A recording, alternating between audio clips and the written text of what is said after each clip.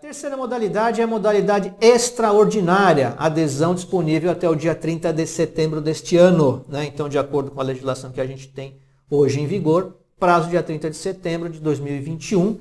Se eventualmente você assistir esse vídeo em algum outro momento, né, é importante que veja se esse prazo não foi prorrogado, né? Se tiver sido prorrogado, a gente vai colocar aqui na descrição que houve a prorrogação, tá? Até para o vídeo não perder a validade, tá? Mas hoje o prazo vai até 30 de setembro. Pode haver prorrogação? Pode, e é provável que haja, né? Porque a crise não acabou. A crise não acabou. A crise sanitária não acabou e a crise econômica não acabou, muito mais, né? Então a crise econômica parece que é eterna, né? Que Deus queira que essa crise sanitária acabe logo, a econômica também, mas é provável que a crise econômica ainda vai demorar para terminar, se é que um dia ela vai terminar, espero que sim, mas a adesão que a gente tem hoje vai até o dia 30 de setembro, tá bom?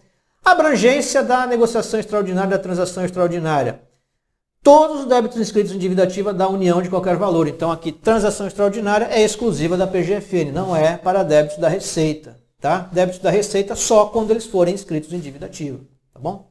Então, débitos junto à PGFN de qualquer valor, tá?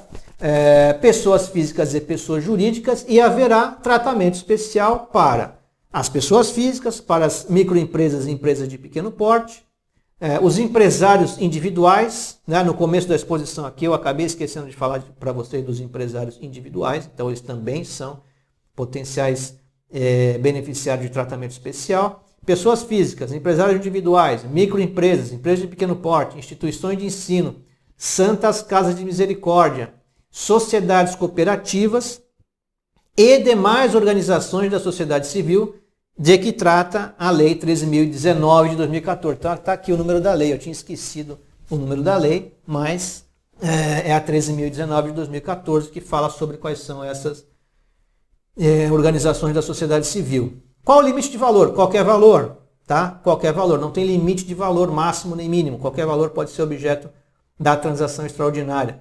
Qual que é o objetivo dessa transação? Permitir pagar débitos inscritos em dívida ativa da União com benefícios como entrada reduzida, né? Vai dar um valor reduzido de entrada.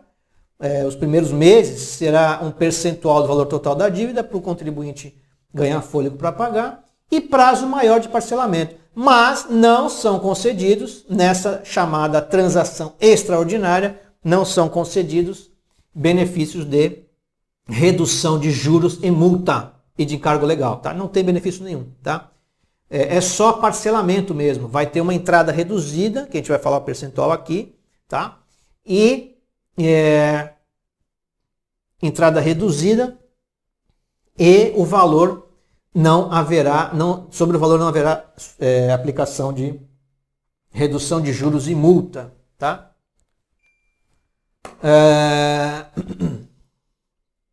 Débitos de FGTS não podem ser parcelados, então o FGTS não entra nessa transação. Benefícios: entrada de 1% do valor total das inscrições selecionadas, parcelada em até 3 meses. Então, para aderir a essa transação, a entrada é equivalente a 1%. Então, se a gente tem uma dívida de 100 mil, a entrada será de 1.000, certo? Dividida em 3 meses, tá bom? Então, vai dar 1% do valor das inscrições selecionadas e parcelada em até 3 meses. E se for caso de reparcelamento, né, se essa dívida que se pretende parcelar já tiver sido parcelada em alguma outra oportunidade, o parcelamento já tenha sido rompido, ou se essa dívida ainda estiver parcelada e o contribuinte desistir desse parcelamento para ingressar no novo, aí o percentual será de 1%, tá? O percentual será de 2%. Se não for reparcelamento, 1%. Se for reparcelamento, 2%. Tá bom? E qual é a quantidade máxima de parcela? Aqui vai ser aplicada aquele limite que eu havia dito para vocês lá no comecinho da exposição, que é o seguinte. Para a pessoa física, para pessoas jurídicas de um modo geral, então, qual o limite de parcelas? Qual o limite de prestações? Qual que é o limite? Qual é o limite máximo de prestações?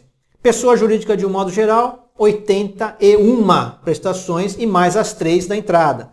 Então, aquele contribuinte devedor vai pagar 1% dividido em 3 vezes, aí já são 3 parcelas, né, que é a parcela de entrada dividida por 3, e mais 181 depois de ter pago a entrada. Então ele vai pagar 1% do valor da dívida em 3 vezes e 99% ele vai dividir em 81 prestações.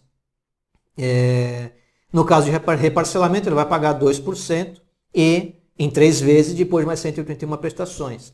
Parcela mínima de R$500. Então, para a pessoa jurídica de um modo geral, parcela mínima de R$500. Para a pessoa física e demais qualificados, né, aqueles que a gente falou há pouco, que é empresa de pequeno porte, empresário individual, microempresa, blá blá blá. Pessoa física e demais qualificados, pagamento do saldo restante dividido em até 142 meses. Então, 3 parcelas da entrada e mais 142, totalizando 145, que é o limite máximo das transações, né? Então, a lei das transações fala que o limite máximo é 145 e aqui está um exemplo de 145. Parcela mínima de R$100, né? Então, no caso das pessoas físicas e aquelas demais pessoas jurídicas qualificadas, a parcela mínima é de R$100. E débitos previdenciários, de igual maneira, vai pagar a entrada em 3 vezes e o saldo em até 57 parcelas, não pode passar de 60, né? 3 mais 57, 60. Como é que se faz o procedimento da transação extraordinária? Exclusivamente pelo sistema Regularize. Então, o contribuinte entra no sistema Regularize e faz a adesão à negociação transação extraordinária, tá?